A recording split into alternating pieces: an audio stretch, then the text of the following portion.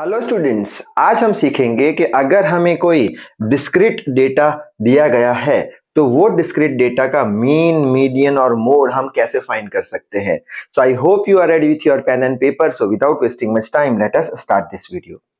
तो सबसे पहले तो ये जो डिस्क्रीट डेटा क्या है उसका मतलब समझ लेते हैं। डिस्क्रीट डेटा यानी ऐसे डेटा जो ग्रुप में ना दिए गए हो, अलग अलग दिए गए हो। जैसे कि यहाँ पे मार्क्स 5 मार्क्स आए हैं, कितने 3 स्टूडेंट के, 7 मार्क्स आए हैं 2 स्टूडेंट्स के। हमने जब ग्रुप्ड डेटा पढ़ा था तो उसमें क्या देखा था कि 5 से लेके 15 मार्क्स वाले इतने स्टूडेंट है, 7 से लेके 14 मार्क्स वाले इतने स्टूडेंट है। यानी जब डेटा ग्रुप में ना हो, अलग अलग दिए गए हो और उसके साथ उसकी फ्रीक्वेंसी दी गई हो, तो ऐसे डेटा को हम क्या बोल देंगे? डिस्क्रीट डेटा बोल देंगे। इसका मतलब क्या निकला कि कोई रेंज ना दी गई हो, 5 से लेके 15, 7 से लेके 14, ठीक है, तो उसको हम डिस्क्रीट डेटा बोल देंगे। अब अगर ऐसे दिए गए डिस्क्रीट डेटा का अगर हमें मीन ढूंढना है तो कैसे ढूंढेंगे? तो मीन को हमेशा एक्स बार से डिनोट करते हैं। मीन यानी क्या? दिए गए डिस्क्रीट डेटा का एवरेज वैल्यू। अगर हमें दिए गए डिस्क्रीट डेटा का एवरेज वैल्यू ढूंढना है यानी कि मीन ढूंढना है तो हमें ये वाला इक्वेशन याद रखना पड़ेगा।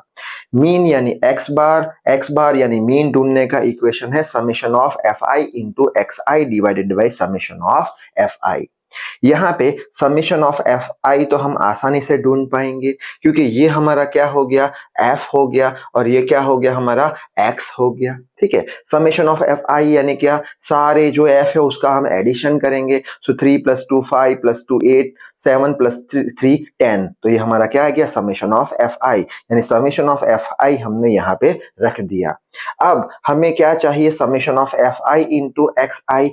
तो यहाँ पे हमें एक्स आई जो है वो यहां से मिल जाएगा, ठीक है, और एफ आई जो है यहां से मिल जाएगा। एफ आई इंटू एक्स आई का एक नया कॉलम बनाना पड़ेगा, तो यहाँ पे एफ आई इंटू एक्स आई का एक नया कॉलम बना दिया। ये हो गया हमारा x1 x2 x3, ये हो गया हमारा f1 f2 f3। Summation of F I into X I करना है तो सारा F I into X I ढूंढना पड़ेगा। तो यहाँ पे एफ और एक्स को मल्टीप्लाई करेंगे, 3 इंटू 5 15 हो जाएगा, 2 इंटू 7 14, 2 इंटू 3 6, 3 इंटू 2 6। हमें चाहिए क्या? Summation of F I X I. तो ये सारे को हम जोड़ देंगे तो 15 + 14 + 6 + 6 summation of F I X I कितना आ जाएगा? 41 के बराबर। So F I X I summation करेंगे तो 41 के बराबर आ जाएगा। तो मीन जो होगा ये डिस्क्रीट डेटा का कितना आ जाएगा? 4.1 आ जाएगा। अब देख लेते हैं कि जो हमारा डिस्क्रीट डेटा है उसका अगर हमें मीडियन फाइंड करना है तो कैसे करेंगे? तो मीडियन को हमेशा कैपिटल एम से रिप्रेजेंट करते हैं। मीडियन यानी क्या? दिए गए डेटा का मिडल टर्म।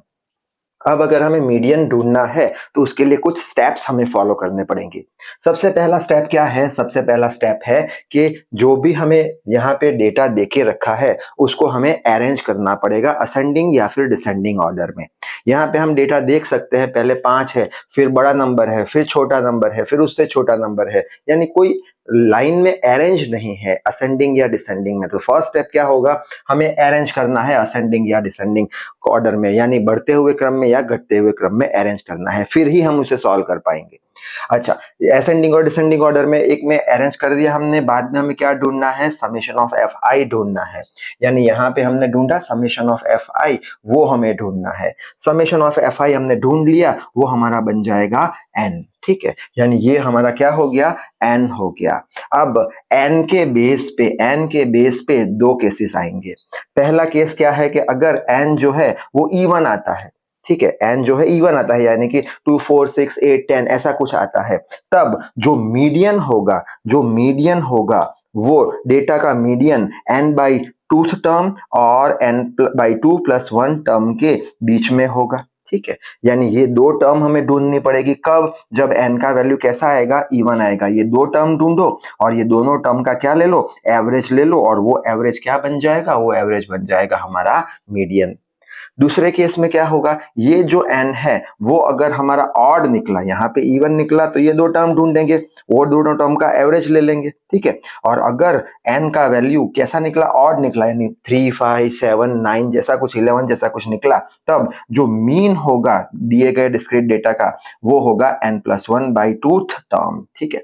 बस, तो ये दो इक्वेशन याद रखने हैं, इवन ऑड की बात याद रखनी है। अब ये दोनों केस पे एक एक न्यूमेरिकल देख लेते हैं तो और अच्छे से कंसेप्ट क्लियर हो जाएगा हमारा।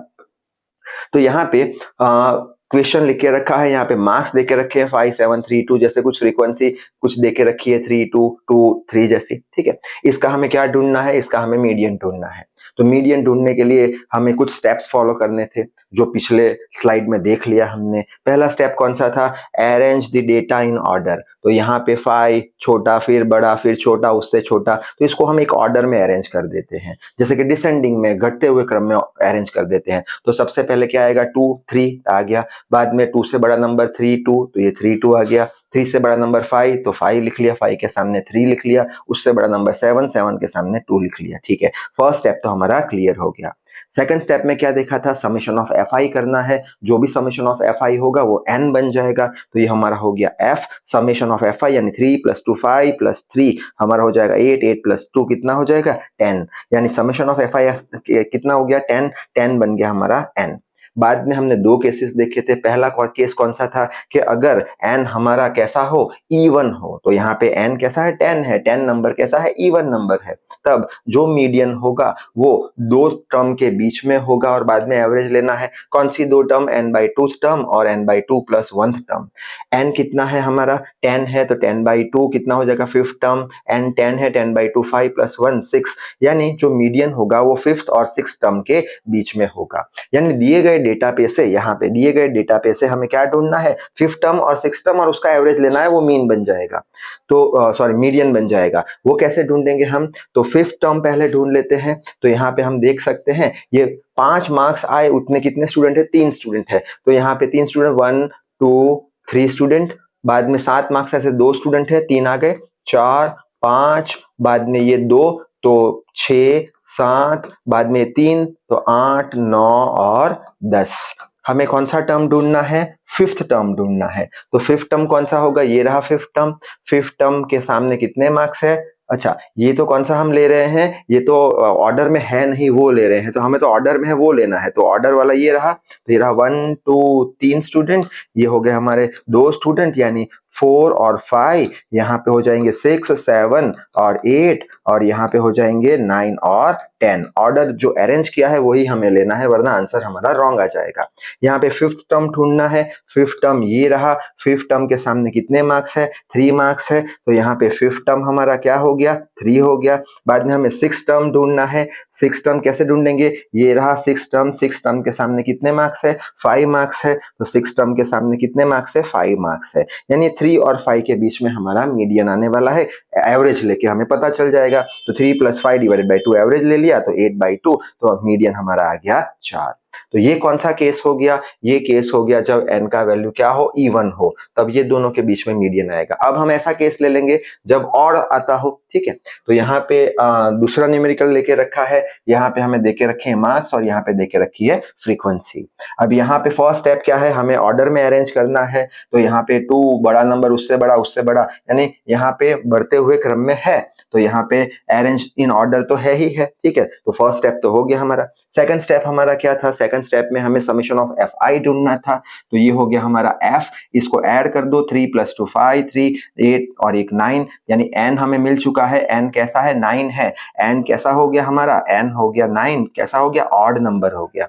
अगर ऑड नंबर है तो उसका जो मीन होगा वो कौन सा टर्म होगा, वो अभी हमने देखा n + 1/2 टर्म, ठीक है। n कितना है 9, 9 + 1/2 टर्म, ये हो जाएगा 10/2, यानी 5th टर्म जो है वो हमारा मीन कहला जाएगा।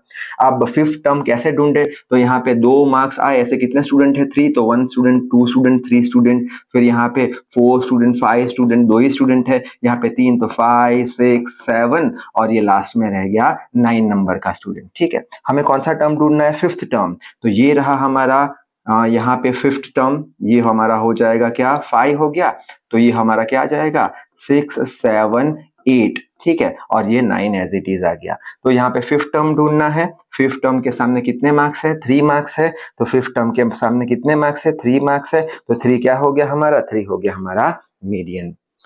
अब देख लेते हैं कि ऐसे जो डिस्क्रीट डेटा होते हैं उनका मोड कैसे ढूंढा जाता है। तो मोड को हमेशा z से रिप्रेजेंट करते हैं। मोड यानी क्या, मोस्ट अकरिंग टर्म, जो सबसे ज्यादा बार टर्म आती हो वो, या फिर हम इसे ऐसे भी बोल सकते हैं मोस्ट रिपीटिंग फ्रीक्वेंसी, यानी जितनी ज्यादा बार फ्रीक्वेंसी रिपीट होती है उसके सामने का जो डेटा होगा उसे हम मोड बोल देंगे। तो यहाँ पे क्वेश्चन देख लेते हैं। ऐसा कुछ डेटा दिया है, मार्क्स दे के रखे हैं, फ्रीक्वेंसी दे के रखी है और पूछा क्या है, मोड पूछा है हमें ढूंढना। मोड अभी हमने देखा क्या है, मोस्ट रिपीटिंग फ्रीक्वेंसी, ये हो गई मेरी फ्रीक्वेंसी, ये हो गई 3 फ्रीक्वेंसी, क्या दूसरी और 3 फ्रीक्वेंसी है, नहीं है। ये हो गई 5 फ्रीक्वेंसी, और कोई फ्रीक्वेंसी है, हाँ ये रही 5 फ्रीक्वेंसी, यानी 2 बार ये फ्रीक्वेंसी रिपीट हुई है। और यह रही एक फ्रीक्वेंसी एक ही बार है। तो यहाँ पे सबसे ज्यादा बार कौन सी फ्रीक्वेंसी रिपीट हुई है, 5। तो हम बोल देंगे मोस्ट रिपीटिंग फ्रीक्वेंसी को मोड। तो हमारा मोस्ट रिपीटिंग फ्रीक्वेंसी कितनी है, 5 है, ठीक है। तो मोस्ट रिपीटिंग फ्रीक्वेंसी 5 है, तो उसके सामने कितने मार्क्स है, 2 मार्क्स है, और इसके सामने कितने हैं, 3 है। तो हमारा मोड क्या हो गया, 2 और 3 दोनों ही हमारे क्या बन जाएंगे, मोड बन जाएंगे। सो आई होप जब हमें डिस्क्रीट डेटा दिया गया है तब उसका मीन, मीडियन और मोड कैसे फाइंड करना है वो आपको समझ में आ गया होगा। तो इस वीडियो में बस इतना ही। Till then read hard, work hard. Thank you very much.